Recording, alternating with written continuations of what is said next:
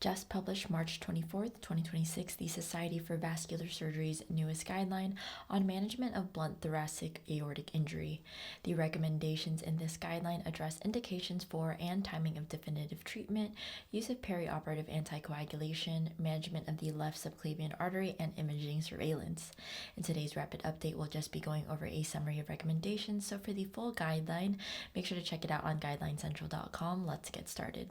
In patients with grade 1 and 2 blunt thoracic aortic injury, or BTAI, minimal aortic injury, or MAI, the guideline recommends definitive non-operative management over thoracic endovascular aortic repair, also known as TEVAR, or open repair. Grade 1 injuries require no routine follow-up imaging.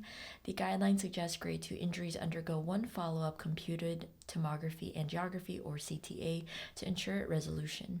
In patients with hemodynamically stable grade 3 BTAI, the guideline suggests delayed TEVAR to allow for management of other associated traumatic injuries if needed.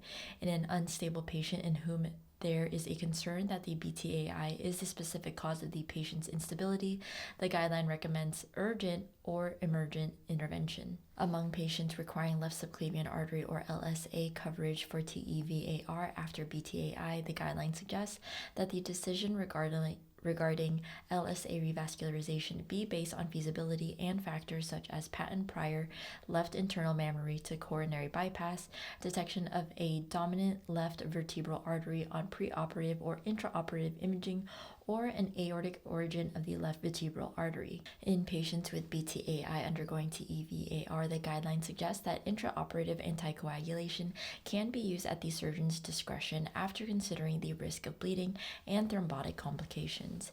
In all patients with grade 1 BTAI treated non-operatively, the guideline suggests against routine surveillance imaging.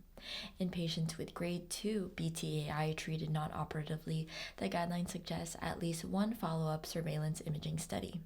The guideline suggests repeating imaging at 1 to 3 months after injury.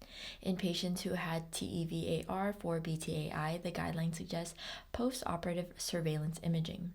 In patients with grade 1 or 2 BTAI, MAI, and concomitant traumatic brain injury, or TBI, the guideline suggests against anti-impulse therapy for BTAI. Management of blood pressure should prioritize TBI over BTAI. In patients with grade 3 BTAI and concomitant TBI, the guideline suggests that the decision to use anti-impulse therapy should be individualized based on collaborative management with other surgical and medical specialties.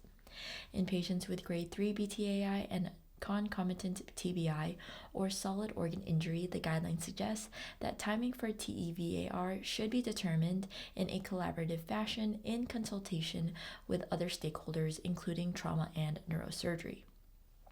In patients with grade 4 BTAI, the guideline recommends emergent repair. For patients with BTAI and concomitant TBI, or solid organ injury, the guideline suggests a collaborative approach for intraprocedural anticoagulation during TEVAR. Although current observational studies do provide some reassurance that heparinization is not associated with worse intracranial bleeding or neurologic outcomes, the certainty in this evidence is very low.